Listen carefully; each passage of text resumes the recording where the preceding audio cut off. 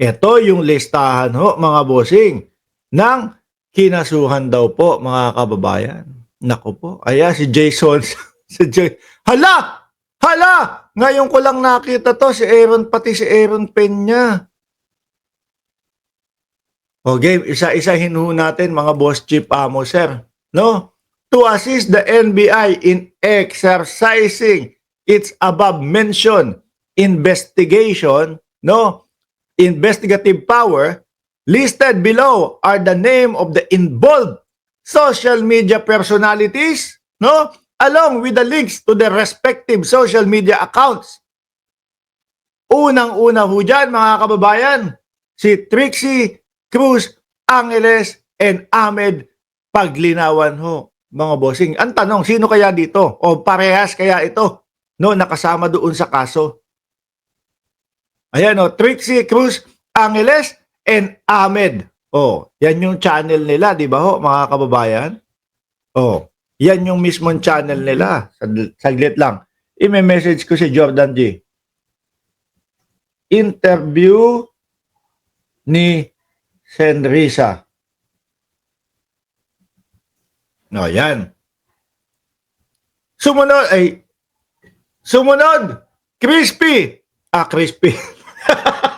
Kasi nabasa ko yung kipi oh. Oh. Sumunod mga kababayan. Crisette, Kipi, Chu. Mga bossing, naalala niyo po ba si Crisette Chu nung nandoon ho nung nando sa Congress? Yan po yung umiyak eh. Ilang beses pong umiyak at ilang beses sinabi humihingi ng tawad. Sabi ni Mr. White, paniwalang-paniwala talaga sa kanila ang mga BOBO na Naku po, sir. Madali ho kasing mga mapaniwala yung mga yan eh. No? Madali pong mga mapaniwala yan eh. Yung konti lang yung konti lang sabihin na ganito, nakakulong. Si First Lady Lisa Marcos doon sa Los Angeles. Maniniwala na ho agad yan. Di ba, Ma'am Del Ros? At Annie, at Queen Lioness, at Bicolano Vlog. Maniniwala na agad yung mga yan. Kahit wala pa pong backup na ebidensya ho, mga kababayan, papaniwalaan na agad-agad niyang mga yan.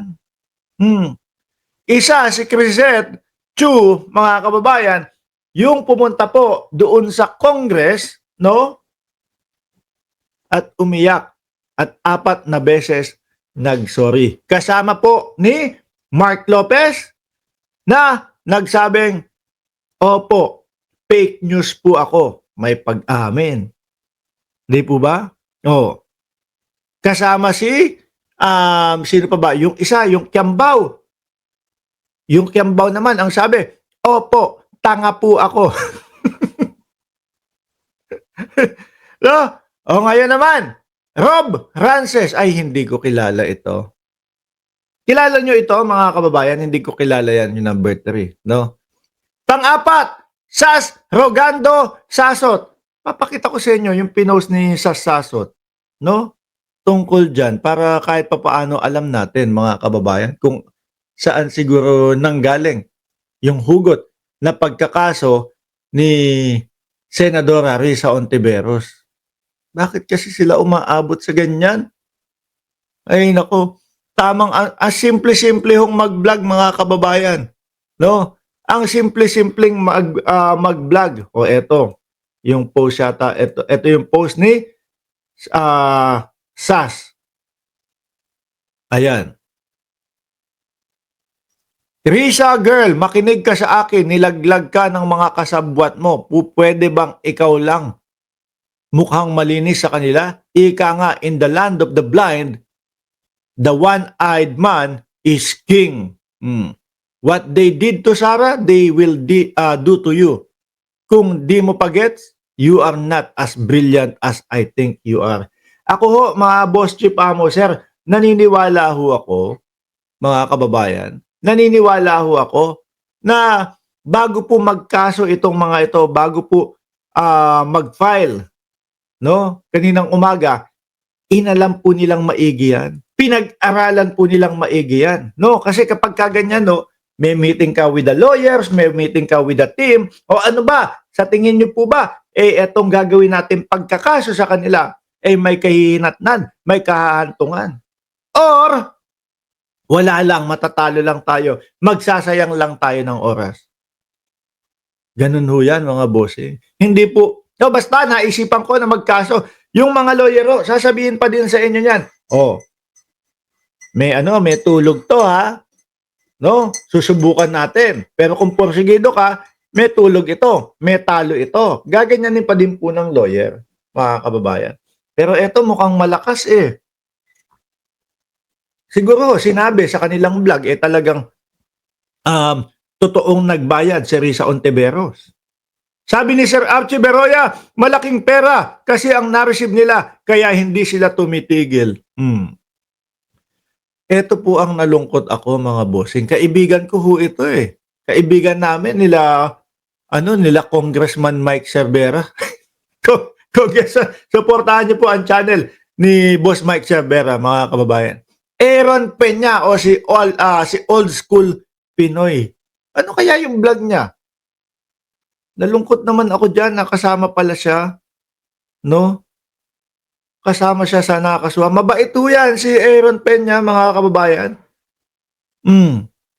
Pang-anim ho, mga kababayan. Nako, eto, hindi mabait ito. No? Si Boss Ngalbu. Dito ho sa channel natin, mga Boss Chief Amo Sir, madami ho kayong matututunan ng mga pangalan, madami po kayong matututunan ng mga alias ho, mga bossing. No? Eto nga po, si Boss Ngalbu, mga kababayan, kasama po sa kinasuhan ni Risa Ontiveros. Nako, mahilig naman magpakalat ng fake news talaga itong si Boss Ngalbu eh. AKA Dos por Dos. Ano na naman yung Dos por Dos? So, dos ngipin sa taas, dos ngipin sa baba. Tapos haharap sa seminay, magbabalita. Di ba? Tapos may sinasabi pa, milyon daw kada buwan ang natatanggap nitong si Jason sa. Hindi ho ako talaga naniniwala doon, mga kababayan eh. No? Doon sa pinapakalat o yung kumakalat na 1 milyon ang natatanggap ni Jason sa kapag daw po nagbabalita, etc., etc. Pero mo yung ngipin, hindi mapaayos.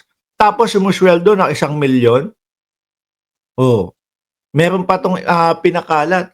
Yun daw Kampon o yung daw si Buloyski acquitted na daw ho doon sa Estados Unidos. Wala akong katotohanan yun. Yung balita po na yun na ang gusto niyang puntuhin si Kibuloy yung pong mga alipores ni Kibuloy. Bumaba po yung kaso. No? Bumaba yung kaso dahil po nakipagtulungan na po sa FBI, nakipagtulungan sa Estados Unidos, ayun, para madiin si Buloyski, mga bossing. Kaya po hanggang ngayon, mga kababayan, etong si Buloyski po, wanted pa din sa FBI. Nakapaskel, nakasalampak pa din ang pagmumuka sa FBI, mga bossing. Di ba? Kaya ako, kahit na ginagawaan nila ng paraan itong si Buloyski, mga bossing, naku po, mas madedelikado pa yan si Buloyski, mga kababayan, kapag yung tipo bang sasabihin, laya na si Buloyski. Mas madedelikado pa. Bakit to? Kasi ayaw nila na mapunta si Buloyski doon ho sa Estados Unidos, mga kababayan. Ayaw nila yun. Di ba? Kaya, kapag kahuyan nabalitaan ng Estados Unidos, ng FBI, nalaya na si Buloyski sa Pilipinas, susulat na huyan sa Pilipinas. Since ganyan na yung nangyari sa inyo, no, pinapalaya nyo na si Buloyski. Ngayon, ibigay nyo na sa amin si Buloyski. Di ba? Ayaw ni Buloyski doon. Kasi mahahaba daw yung tubo doon. Hindi yung tubo, nalilinisin nila doon sa oblo. Di ba? Mapuputi daw at maiitim daw yung tubo doon. Siguro sagad sa kalawang. Di ba, Ma'am Lenny? At Gracious Grace? Ngayon, sumunod, si Banat Bay. Naku po, nangungulekta yata ng kaso ito. Ano? Nangungulekta yata ng kaso. Ayan shoot sa banga yung pangalan ni Banat Bay. Mamaya nga iisa-isahin kong panoorin. kung ano yung mga binalita nila, kung ano yung mga sinabi nila doon sa kanilang mga vlog, no? Hagilapin natin kung bakit nandito yung pangalan nila. Alam niyo po, hindi naman pong masamang mag-reaction doon no? Lalo na kung ikaw ay nagtatanong lang.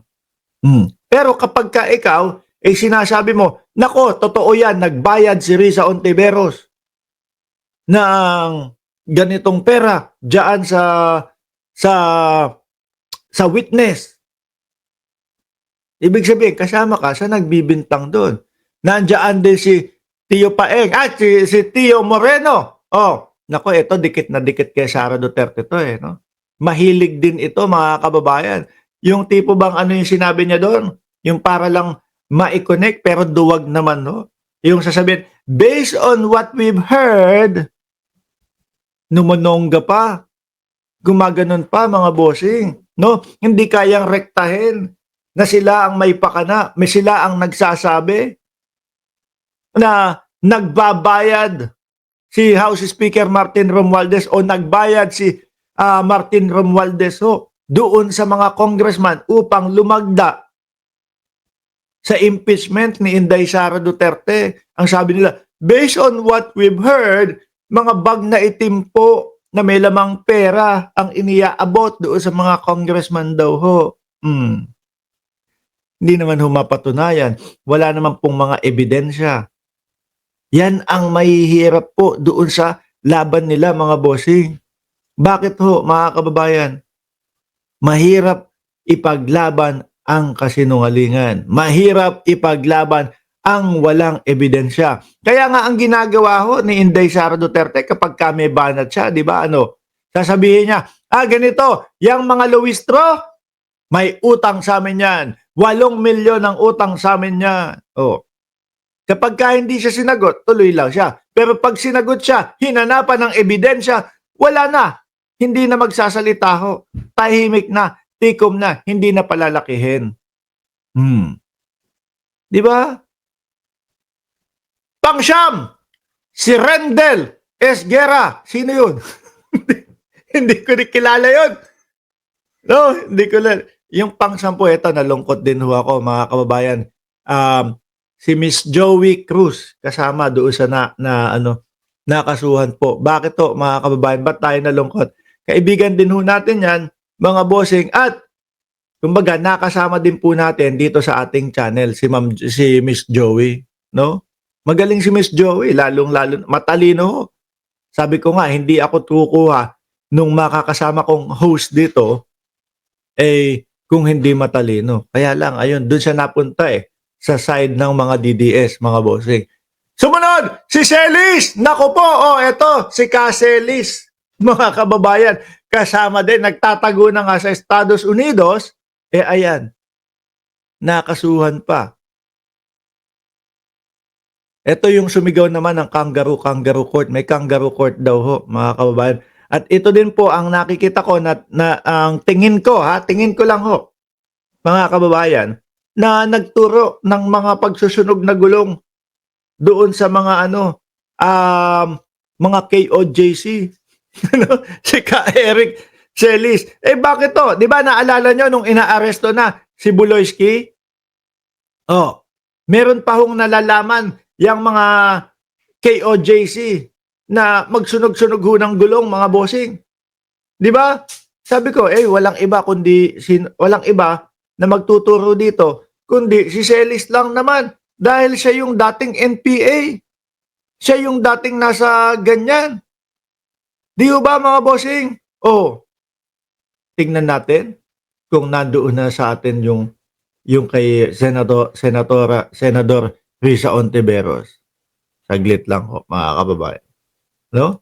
Si Ka Eric Celis mga bossing. Kasi dapat tama lang ang ibabalita. Hindi yung kung ano-ano ang mga pagbababalita. Di ba? Tapos eto, nagulat din ako, mga kababayan, yung pang number 12 si Attorney Rani Randolph Libayan of Batas Natin. Yan, kasama din po sa nakasuhan, mga kababayan. Hindi ko na napapanood si Attorney Libayan eh, no? Hindi ko na napapanood mga kababayan. Hindi ko alam kung paano niya din ibinlag yang mga yan. 12 pa lang ho yan ha.